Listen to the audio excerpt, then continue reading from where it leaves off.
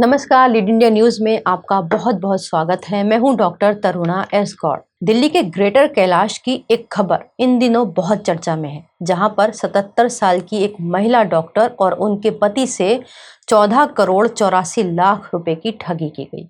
सोचिए, पति पत्नी दोनों डॉक्टर, दोनों पढ़े लिखे, 48 साल तक विदेश में रहकर यूएन के साथ काम किया, जिंदगी भर लोगों की जान बचाई।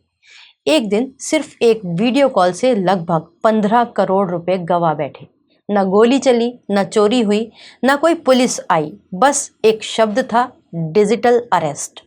आज हम आपको डॉक्टर इंदिरा तनेजा की कहानी बताएंगे और साथ साथ ये भी बताएंगे कि डिजिटल अरेस्ट होता क्या है, लोग कैसे जाल बिछाते हैं और कौन कौन से शब्द और माहौल को यूज करके आपको ठगते हैं, इनसे आप कैसे बच सकते हैं और अगर साइबर ठगी आपके साथ हो जाए तो आपको क्या करना चाहिए। सबसे पहले जान लेते हैं कि डिजिटल अरेस्ट नाम की कोई चीज नहीं है। भारत के कानून में डिजिटल अरेस्ट की कोई प्रोसेस नहीं है।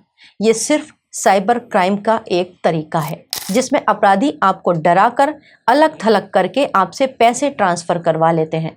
भारतीय कानून के मुताबिक पुलिस, सीबीआई, ईडी या कोई भी या कोर्ट कभी भी आपको फोन या फिर वीडियो कॉल पर अरेस्ट नहीं करते। लेकिन फिर भी डॉक्टर इंदिरा तनेजा के साथ ऐसा किस तरह हुआ? क्योंकि विदेश में 48 साल रहने के बाद, यूएन के साथ काम करने के बाद भी जो इंदिरा तनेजा थी, जब वो भारत लौट कर आई, उन्होंने बड़े अच्छे मन से लोगों की सेवा का काम करना शुरू किया। दोनों ही पति पत्नी सम्मानित डॉक्टर थे और वो अपना काम कर रहे थे। लेकिन 24 दिसंबर को उनके पास एक वीडियो कॉल आया। कॉलर ने कहा कि आपका मोबाइल नंबर और बैंक अकाउंट मनी लॉन्ड्रिंग में इस्तेमाल हुए हैं। आपके खिलाफ पीएमएलए के तहत केस दर्ज है। 20 से भी ज्यादा शिकायतें आपके खिलाफ है। जब वीडियो कॉल किया जा रहा था तो पीछे जो बैकग्राउंड था उसके ऊपर भारत सरकार का एम्बलम लगा हुआ था और जो लोग थे वो बड़े ही हैंडसम और पढ़े लिखे दिख रहे थे, पुलिस की वर्दी में थे। तो उनको ये समझने में गलती हो गई कि ये पुलिस अधिकारी हैं या फिर फ्रॉड। और जिस तरीके से वो टर्मिनोलॉजी यूज कर रहे थे, पीएमएलए, ट्राई, उन्होंने यूज़ किया कि वो ट्राई से हैं, ट्राई से भी उनके पास डिटेल्स हैं। तो इस तरीके की चीज़ों को करके उन्होंने दंपत्ति को बिल्कुल मेंटली हाईजैक कर लिया।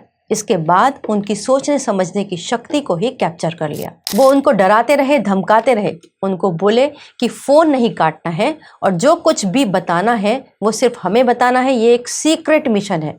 अगर आपने इसे किसी को भी शेयर किया तो ये कानूनी अपराध होगा, आपके खिलाफ जाएगा। ये उन्होंने जाल बिछाया। 24 घंटे तक वीडियो कॉल ऑन करके रखा, उन्हें घर से बाहर नहीं जाने दिया।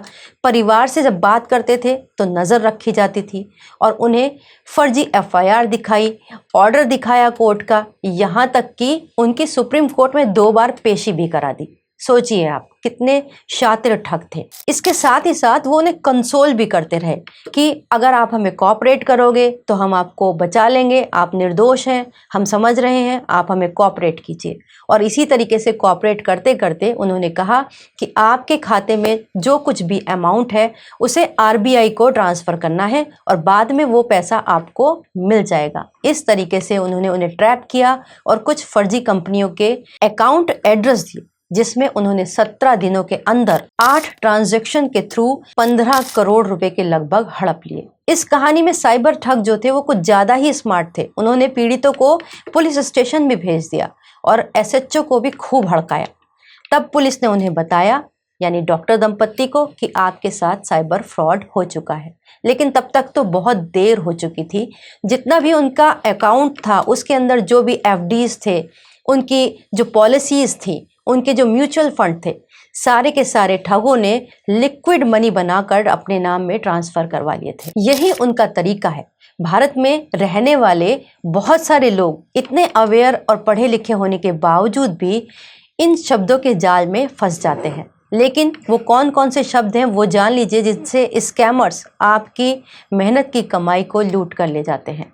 अगर मान लीजिए कोई कॉल आए, वीडियो कॉल या फिर फ़ोन कॉल, और वो कहे कि ये सीक्रेट केस है, आपके ऊपर फर्जी एफआईआर है, आपका नंबर यूज़ हो रहा है, अगर आपने किसी को बताया तो आपको अरेस्ट कर लेंगे, अभी तुरंत फैसला लो, वीडियो कॉल मत काटना, फर्जी पुलिस की बैकग्राउंड नजर आए, अगर ये सब चीजें हैं तो समझ जाइए कि ये फ्रॉड है, साइबर ठग है। अब इनसे बचना कैसे है? याद रखिए, पुलिस फोन पर आपको कभी अरेस्ट नहीं करती।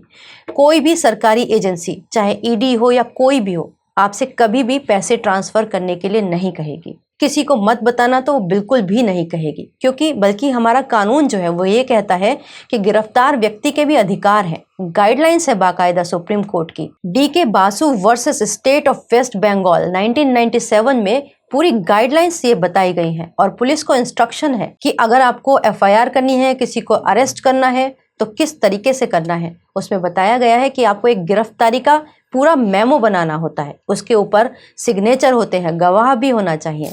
साथ ही गिरफ्तार होने वाले व्यक्ति का ये राइट है कि वो अपने परिवार, अपने दोस्त और अपने वकील को ये सूचना दे कि उसको अरेस्ट किया जा रहा है। इतना ही नहीं, उसकी जानकारी पुलिस भी अरेस्ट मेमो में मेंशन करती है कि इस व्यक्ति ने इस व्यक्ति को सूचना दी थी कि मैं गिरफ्तार हो रहा हूं। इसके अलावा भी जो ये अरेस्ट मेमो है उसकी कॉपी थाने के नोटिस बोर्ड पर लगाई जाती है। साथ ही साथ जो वहाँ का near by police control room है उसके भी नोटिस बोर्ड पर ये मेमो चिपकाना मैंडेटरी है। तो ये आपके राइट हैं एक अरेस्ट होने वाले व्यक्ति के। जब आपसे कोई कहे कि बताना नहीं है, सीक्रेट रखना है, तो बिल्कुल सावधान हो जाइए। इसके अलावा 24 घंटे के अंदर अंदर आरोपी को कोर्ट में पेश करना मैंडेटरी है। ये है भारत के कानून, ये है गाइडलाइंस। और भी कुछ जान लीजिए, ताकि अगर मान लीजिए कभी आपके साथ हो कि पुलिस आपको अरेस्ट कर ले, तो क्या हिरासत में अधिकार हैं आपके? आप हिरासत में चुप रह सकते हैं, अपने वकील के सामने ही स्टेटमेंट देने की बात कर सकते हैं।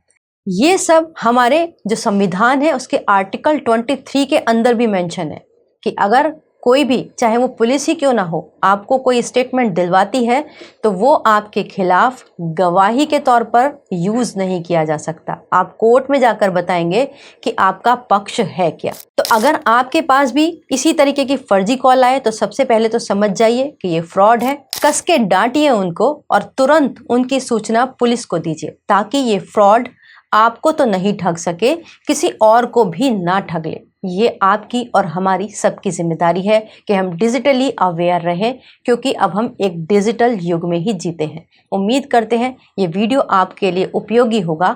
हम इस वीडियो को आपको कम से कम 10 लोगों को शेयर करने के लिए भी कहेंगे, क्योंकि अगर आप शेयर करेंगे तो वो भी अवेयर होंगे और इस तरीके के फ्रॉड से बचेंगे। वीडियो देखने के लिए बहुत बहुत धन्यवाद। वीडियो को लाइक करें, हमारे चैनल को सब्सक्राइब करें। हमारे वीडियो सबसे पहले देखने के लिए बेल आइकन प्रेस करना ना भूलें।